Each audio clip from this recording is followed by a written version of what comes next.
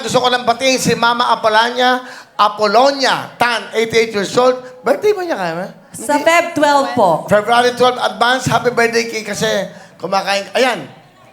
Kagabi po, kumakain kami dyan sa isang lugar. Ayan ako. Yung nakachinelas lang, pambahay lang ako.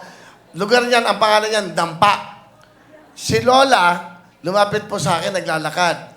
Ngayon, yung paglapit niya sa akin, si Lola po ay may karamdaman. Pero kilala niya ako. Ayan, as inakap niya ako, di ba? Inakap niya ako, tapos maya-maya, medyo nakakalimutan niya kung sino ako. Hindi, totoo, kasi ikaw ba si Willie? Mami, si Willie ka ba talaga?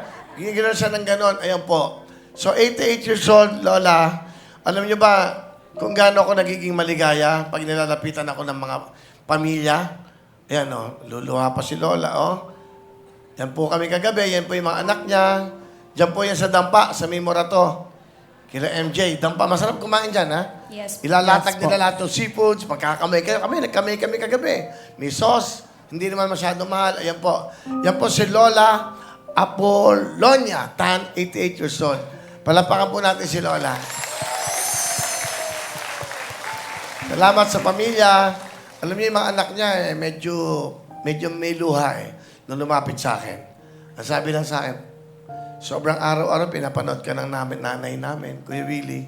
Yan yung kaligayahan niya, yung mapanood ka. Alam mo ba't siya nanonood dito lagi? Andito yung mga kabats niya, mga lola. Nandito, mga barkado ko dati yan Andiyan pala sila. Lala, maraming po salamat sa pamilya. Kahit nasaan akong sulok ng mundo, pag in-approach niyo ako, yayakapin ko at aakapin ko. Galing sa puso ko yan. Ha?